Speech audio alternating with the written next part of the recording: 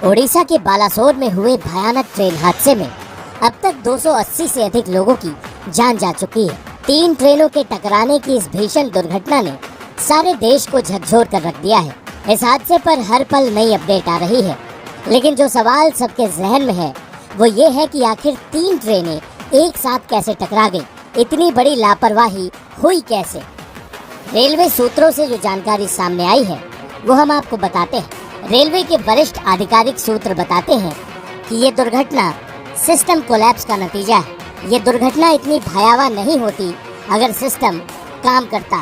Railway सूत्रों का कहना है कि कोलकाता के शालीमार से 12,841 कोरोमंडल एक्सप्रेस तय समय पर चल रही थी। सांतरागाछी में ट्रेन 4 मिनट की देरी से पहुंची। वहीं खड़गपुर में भी ट्रेन अपने तय समय से 3 मिनट की देरी से चल रही थी। उसके बाद ड्राइवर सतर्क होकर ट्रेन की स्पीड मेंटेन करके चलने लगा।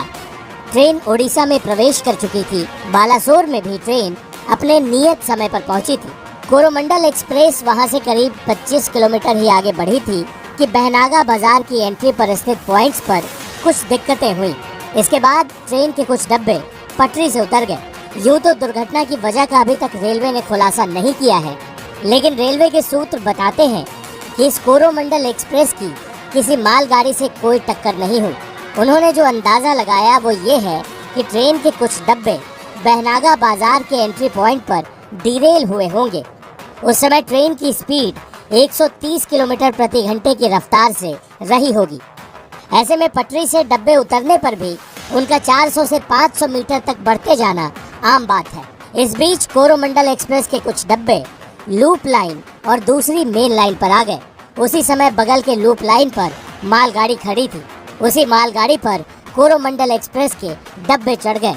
जिस समय ये हादसा हुआ उसकी जानकारी तुरंत कंट्रोल रूम तक नहीं पहुंची। उसी समय वहां से 12,864 हावड़ा बेंगलोर सुपरफास्ट एक्सप्रेस गुजरने वाली थी। और दुर्भाग्य देखिए कि ये ट्रेन 3 घंटे से भी ज़्यादा लेट चल रही थी। ये ट्रेन बहनागा बाजार स्टेशन पर नहीं रुकती थी, इसलिए इसे थ्रू सिग्नल मिला हुआ था।